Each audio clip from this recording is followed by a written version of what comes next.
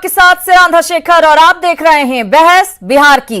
बिहार के चुनावी संग्राम में प्रधानमंत्री नरेंद्र मोदी का आज आगमन हो गया। प्रधानमंत्री की सबसे पहली सभा सासाराम में हुई, जहां उन्होंने रोहतास की डेहरी में मुख्यमंत्री नीतीश कुमार के साथ मंच साझा कर विरोधियों को करारा जवाब दिया तो आवाम से एनडीए को जिताने का आह्वान भी किया। अपने चिर परिचित अंदाज में भोजपुरी बोलकर यहां के लोगों का दिल जीतने की कोशिश की तो बिहार के दो राजनीतिक दिग्गज दिवंगत रघुवंश प्रसाद सिंह और रामविलास पासवान को भी याद करना नहीं भूले।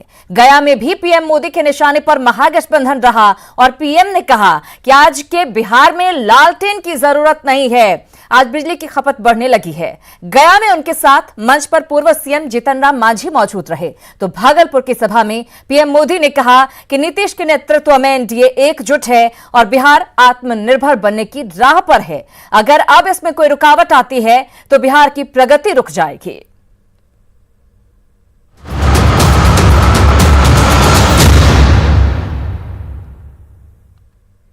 तो प्रधानमंत्री की सभाओं ने, रैलियों ने एनडीए में एक नई जान फूंक दी है। प्रधानमंत्री नरेंद्र मोदी ने बिहार के रण में 3 चुनावी सभाएं की और एनडीए प्रत्याशियों के लिए वोट मांगा। क्या कुछ कहा प्रधानमंत्री ने अपनी सभाओं के दौरान, पहले वो सुनाते हैं।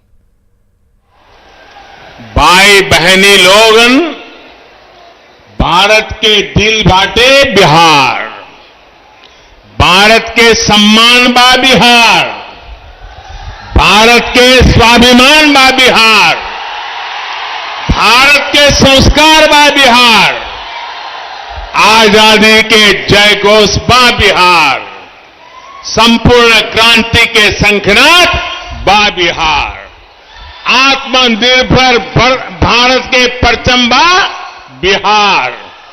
देश की सुरक्षा हो या देश के विकास, बिहार के लोगन सबसे आगे रहलन। ये वो दौर था जब रेलवे स्टेशन पर रात में उतरने के बाद लोग सुबह होने तक अपने घर नहीं जाते थे, सारी सारी रात स्टेशन में ही बैठे रहते थे। ये वो दौर था जब लोग गाड़ी नहीं खरीदते थे ताकि एक राजनीतिक पार्टी के कार्यकर्ताओं को उनकी कमाई का पता न चल जाए। ये वो दौर था जब एक शहर से दूसरे शहर में जाते वक्त ये पक्का नहीं रहता था कि उसी शहर पहुंचेंगे या बीच में ही किडनैप हो जाएंगे। ये वो दौर था जब बिजली संपन्न परिवारों के घरों में होती थी, गरीब का घर दिए और ढीबरी के भरोसे रहता था। आज के बिहार में लालटेन की जरूरत खत्म हो गई है।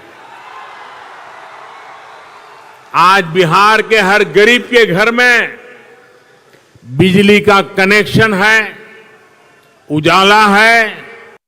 आज भारत आत्मनिर्भर बनने के लिए प्रतिबद्ध है।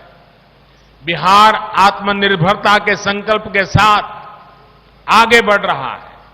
अगर बिहार में विरोध और अवरोध को जरा भी मौका मिला तो बिहार की गति और प्रगति दोनों धीमी पड़ जाएगी। इसलिए नीतीश जी की अगुवाई में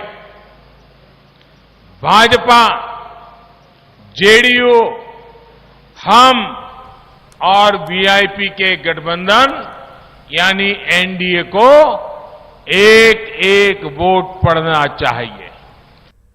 तो प्रधानमंत्री नरेंद्र मोदी को आपने सुना, जिन्होंने साफ साफ पिछली सरकार को निशाने पर लिया, यानी आरजेडी की सरकार को उस समय को निशाने पर लिया कि किस तरीके के हालात उस वक्त थे। जंगल राज का जिक्र करते हुए प्रधानमंत्री नजर आए।